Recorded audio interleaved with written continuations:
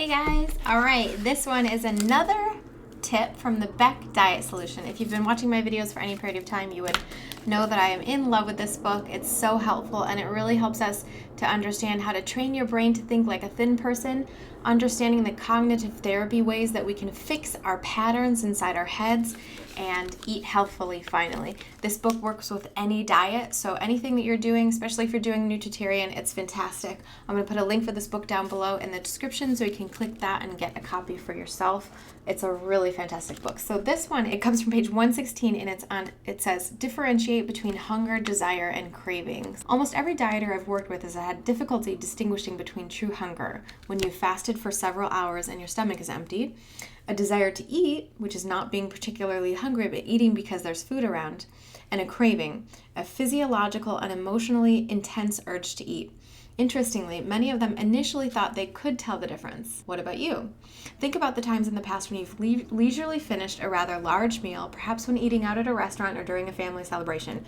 I wonder if you ever had such thoughts as, I'm still hungry. I think I'll have seconds. I'm hungry for dessert. If so, you confused hunger with a desire to eat.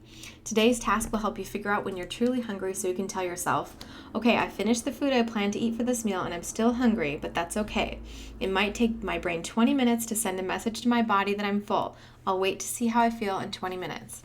Or you might say to yourself, okay, I'm hungry, no big deal. I'm going to eat again in however many hours. Here's a chance to strengthen my resistance muscle. Or think to yourself, I'm not hungry, I just want to eat more, but I'm not going to because I don't want to strengthen my giving in muscle. I love the way she puts that. That's really helpful for me.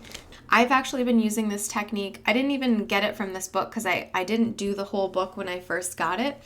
But I kind of came up with this technique recently, and now she's talking about it, and I'm like, oh, I do that too. What I do is I tell myself I'm going to eat 3 times a day, period.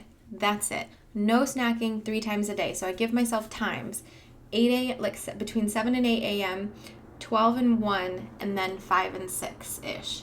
And I've kind of given myself, so I can understand the portion size, like I'm going to have this much food at each of these meals. I don't count calories ever on purpose. I hate counting calories. I'll never ever do it again. You don't need to do that.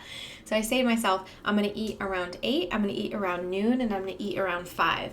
And I'm never exactly on time because work is always crazy and stuff like that. But I tell myself, I'm going to have this much food these times a day. So what I do is as I'm eating, I'm telling myself, okay, Cheri, this is all you get. When you're done with this, you will definitely survive until 5, if it's lunchtime, you'll survive until 5 p.m. You will live, you will not die if you get hungry in that time period, but you're eating at 5. You're going to wait until 5. So I have all that food, and as I'm sitting there eating it, I'm going, this is all you get. This is what you're going to have. If you want anything else afterwards, you could have like a piece of gum or you could have a big glass of water. I usually do that. I'll have like a huge glass of water after I eat. That helps me feel really full, fills in the cracks where all that food is. And then I tell myself, okay, you have 5 hours until you're going to eat again. And I literally will say no more food until then. And that has been working for me so well. So I really relate with that. Talks about how to monitor your hunger.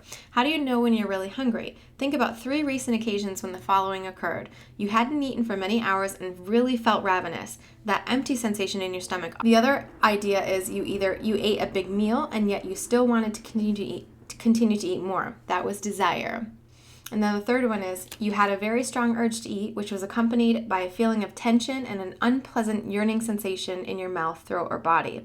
That was a craving. Like imagine you're sitting here, you're bored, you're working, something like that, and you just are like, I need Reese's peanut butter cups, I need chocolate, something like that, right? Like I need something sweet, and you're just like, I have to have it. It's more of a mental thing.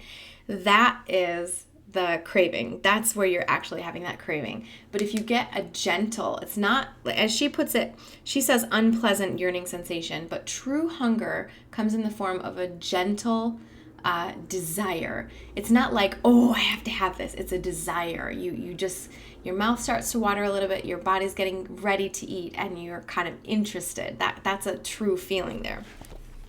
So begin to differentiate between these sensations. Pick a day to note what you experience before, during, and after you eat. Before you sit down to eat each meal and snack, notice how your stomach feels. Halfway through the meal, notice how your stomach feels. and then rate your hunger again once you've finished eating. So she gives a cool little chart here about a hunger monitoring chart. That's super helpful. And then there's a nice little tip at the end here that says, if it has been anywhere from 20 minutes to 3 hours since you've eaten a reasonably sized meal, remind yourself that any urge to eat is probably due to a desire to eat and not hunger. So I'm going to leave it there. You can read the rest in her book. Please pick up this book if this sounds like anything that might be interesting to you. This book changed my life, 100%. So thank you so much for watching this one. I hope you liked it. Let me know down below in the comments what you think about this. Do you have trouble distinguishing between hunger and desire and that sort of thing? Thank you so much for watching. To show me that you appreciate me or that you liked this video, please thumbs up, comment, and subscribe to my YouTube channel. If you're interested in some amazing oatmeal recipes, you can check out my Oatmeal Breakfast Bootcamp. There's a link for that down below as well. Super affordable program, and it will teach you so much about oatmeal. You'll be amazed. So thanks for watching again. I'll see you tomorrow. Bye! Then she talks about how to monitor your hunger. Monitor your hunger. So how do you know? Then she talks about how to monitor your hunger. So, oh my gosh.